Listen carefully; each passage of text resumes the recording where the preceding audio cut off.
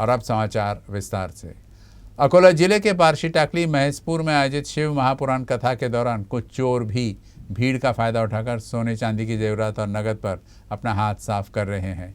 शिव महापुराण कथा स्थल पर भीड़ का फायदा उठाकर चोरों ने 2,28,000 रुपये के सोने के आभूषण चुराए हैं। इस मामले में शिकायत दर्ज होने के बाद पुलिस ने 10 महिला चोरों को गिरफ्तार किया है। अकोला जिले के पारसी टाकली महेशपुर में 5 मई से 11 मई तक शिव महापुराण कथा का भव्य आयोजन किया गया है।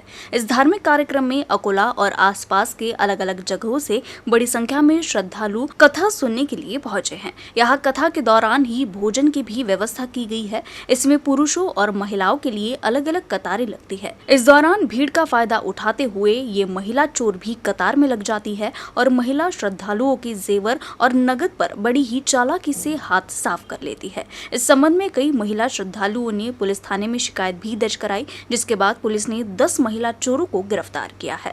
खास बात तो ये है कि गिरफ्तार इन चोरों में से कोई भी स्थानीय चोर नहीं है, बल्कि सब दूसरे जगह की रहने वाली है। इनमें से कुछ तो दूसरे राज्य की भी है। गिरफ्तार चोरों में आशा धोबी, मंजू देवी धोबी, चंदा धोबी, अनीता धोबी ये सभी नागपुर की है।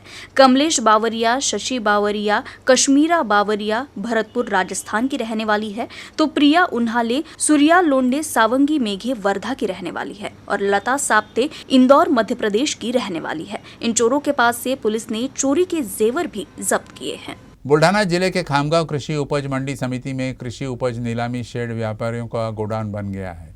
इस शेड में कुछ आड़तिया व्यापारी अपना माल जमा कर रहे हैं और इसी वजह से किसानों का माल खुले में पड़ा हुआ है।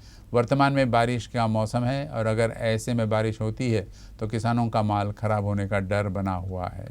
बुल्ढाना जिले के खामगांव कृषि उपज मंडी समिति में कृषि उपज की आवक बढ़ी है, लेकिन व्यापारियों का माल नीलामी स्थल पर पड़ा होने के कारण किसानों के माल के लिए पर्याप्त जगह नहीं है। माल के ढेर आपस में मिलाए जा रहे हैं और इसी माल पर से लोग चल रहे हैं, जिससे किसानों के माल की बर्बादी हो रही है। आड़तिया व्यापारियों द्वारा खरीदा गया माल कई दिनों तक नीलामी स्थल पर पड़ा रहता है। कई बार व्यापारियों के खरीदे सामान की बोरियां नीलामी स्थल के बीच में पड़ी रहती है।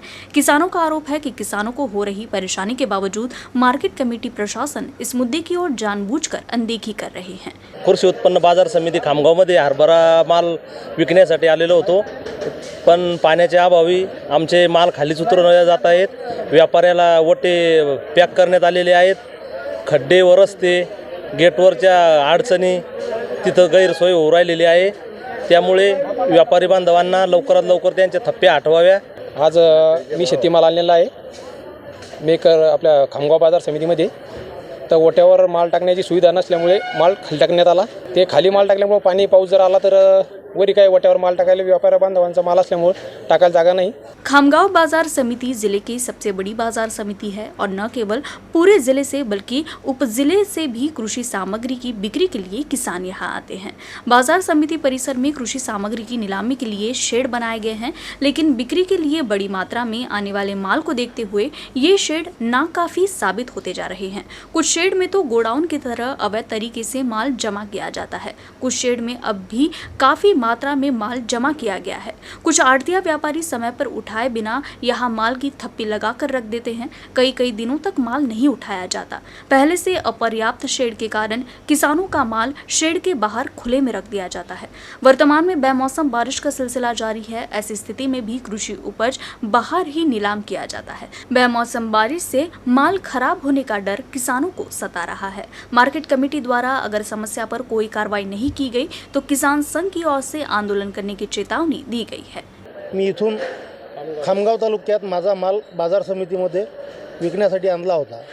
परिणामी इथं उपलब्ध असलेले जे शेड आहेत, 3 शेड, ते शेतकऱ्यांच्या सोयीसाठीच आहेत असं तरी एक निश्चित धरून आपला माल ओट्यावर ठेवला जाईल या भूमिकेनंच आम्ही इथं शेतकरी कुठल्याही ऋतूत मालाची इथं ज्ञान करत असतो। परिस्थिती अशी आहे की इथं ओट्यावर आज व्यापाऱ्यांचा माल 2-2, 3-3 दिवस उचलला जात नाही आणि परिणामी आमच्यासारख्या शेतकऱ्यांना, गावखेड्यातून येणाऱ्या शेतकऱ्यांना आज जमिनीवर माल रिचवावा लागतो। जवळपास पालावर जेवढाही माल आहे हा व्यापाऱ्याचा पडून दिवसेंदिवस 2 ते 4 दिवसापासून पडलेला असतो आणि जो नवीन माल शेतकऱ्यांचा येतो या नवीन मालाची विल्हेवाट जे आहे हे खालीच पालावर न टाकता खाली ओट्यावर पडून असल्या कारणाने दिवसांदिवस पावसाची परिस्थिती पाहता पावसाचा काही भरोसा नाही, कोण्या टायमाला येईल. माल हा पालावर न टाकता खालच्या जमिनीवर आणि गड्ड्यामध्ये टाकून पडलेला असल्यामुळे पावसाची शक्यता निर्माण झाल्यामुळे पावसात माल शेतकऱ्यांचा हा वाहून जातो आणि बऱ्याच प्रकारे याचा नुकसान होते. अडते व व्यापारी यांना नोटिसेस सोडून या व्यापाऱ्यांनी खरेदी केलेला जो माल आहे हा ताबडतोब त्यांनी माल उचलून नव्याने दुसऱ्या दिवशी जो शेतकरी माल आणतो त्याच्यासाठी तो पाल मोकळा करून देण्यात यावा. इस बाजार समिति का कामकाज राम भरोसे चल रहा है, जिस पर किसी भी प्रकार का व्यवस्थापकीय अंकुश नहीं है। Faheem Deshmukh, UCN news, Buldhana. अकोला जिला पुलिस अधीक्षक कार्यालय चौक पर तेज गति से आ रही क्रेन की चपेट में आने से एक साइकिल सवार की मौके पर ही मौत हो गई। यह हादसा पुलिस अधीक्षक कार्यालय के बेहद नजदीक खदान पुलिस थाने के सामने की चौक पर हुआ। जिला पुलिस अधीक्षक कार्यालय के सामने क्रेन ने एक साइकिल सवार को जोरदार टक्कर मार दी। इस घटना में साइकिल सवार क्रेन के पहिए के नीचे आ गया, जिससे उसकी मौके पर ही मौत हो गई। पुलिस ने क्रेन को जब्त कर चालक के खिलाफ मामला दर्ज कर लिया है और आगे की जांच कर रही है। 7 साल पहले नांदोरा तहसील में मोबाइल का रिचार्ज नहीं कराने के कारण 2 दोस्तों की मदद से बेटे ने अपने पिता की ही निर्मम हत्या कर दी थी। आखिरकार खामगांव कोर्ट ने इन तीनों हत्यारों को उम्र कैद की सजा सुनाई है। खड़गांव के सोनल मानकर ने 16 मई 2016 को अपने पिता विठल मानकर से अपना मोबाइल रिचार्ज करने के लिए कहा, लेकिन पिता ने रिचार्ज नहीं किया। दोपहर 3 बजे सोनल और उसके दोस्त गणेश पैसोडी और वैभव लोनागरे घर में घुसे और विठल मानकर को बेरहमी से पीटा और रुमाल से गला घोंटकर हत्या कर दी। पुलिस ने तीनों आरोपियों के खिलाफ भारतीय दंड संहिता की धारा के तहत मामला दर्ज किया। जांच के बाद खामगांव जिला न्यायाधीश व अतिरिक्त सत्र न्यायाधीश AS वैरागड़े ने तीनों आरोपियों को आजीवन कारावास की सजा सुनाई। साथ ही 10-10 हजार रुपए जुर्माना और जुर्माना अदा नहीं करने पर 3 साल का कठोर कारावास की सजा भी सुनाई है।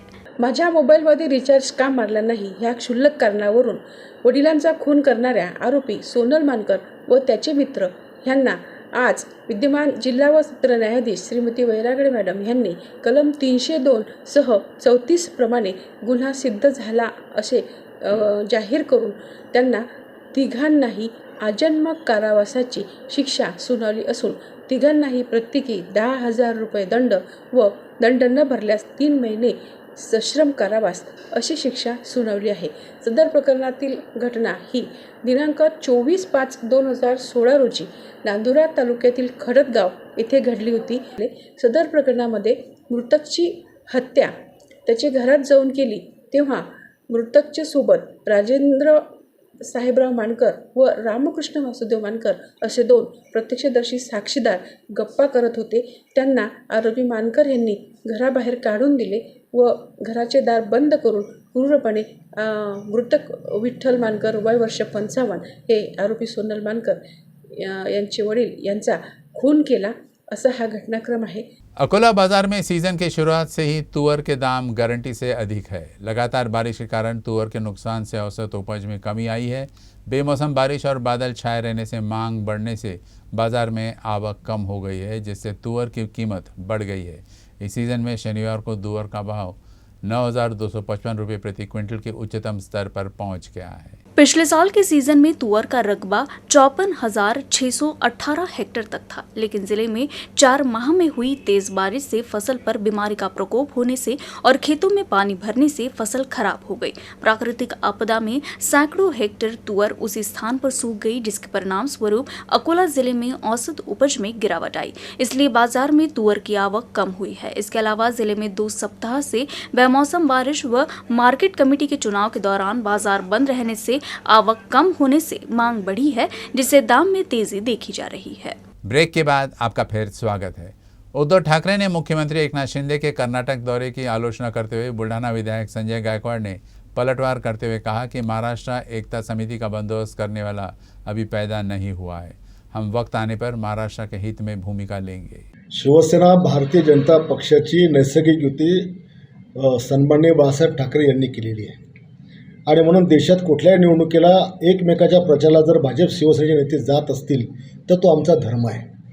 आता कोणाला ते काही भांडी घासताना वाटत असेल किंवा आणखी कोणत्या नजरेने पाहत असतील तर हे त्यांनी बाळासाहेबांना विचारावं की हे चूक करताय की बरोबर करताय म्हणून। मित्रपक्ष असल्यानंतर एकमेकाच्या प्रचाराकरता जावं लागत असतं.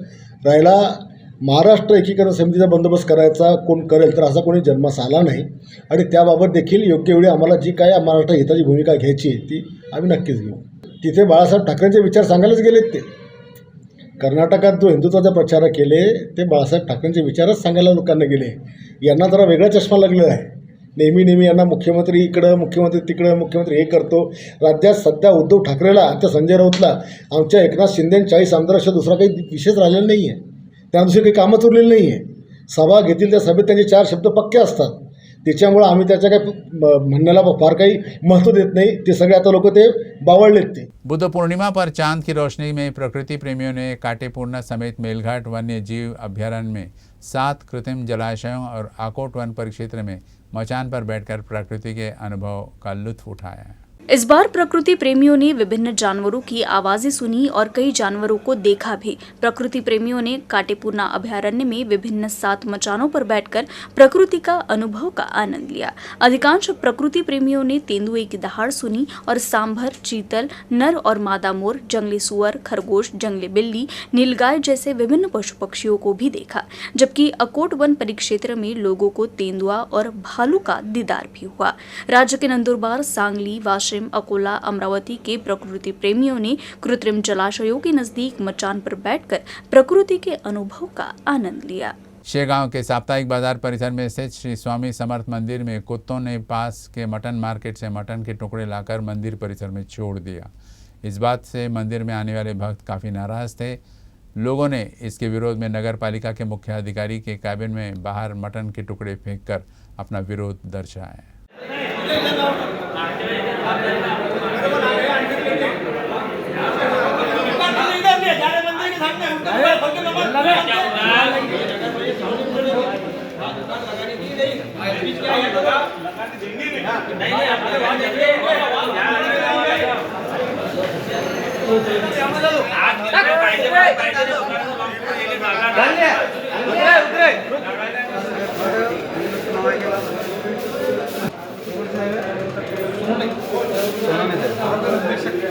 पिछले 2-3 दिनों से अकोला जिले का तापमान बढ़ रहा है। सोमवार को तापमान 41 डिग्री के ऊपर चला गया। पिछले सप्ताह बेमौसम बरसात ने सभी को हैरान कर दिया था। तूफानी हवाओं के साथ हुई बारिश से फसलों को भी काफ़ी नुकसान हुआ। बारिश की वजह से तापमान में गिरावट देखी गई और कुछ दिन मौसम सुहाना बना रहा, लेकिन अब धीरे धीरे अकोला जिले का तापमान बढ़ने लगा है। सोमवार को जिले का पारा 41 डिग्री के ऊपर चला गया, जिससे दोपहर के समय आम लोगों को काफ़ी परेशानी होने लगी। न्यूज़ रूम से बस नहीं, लेकिन खबरों का सिलसिला आगे भी जारी रहेगा। आप देखते रहिएगा यूएन अकोला न्यूज़।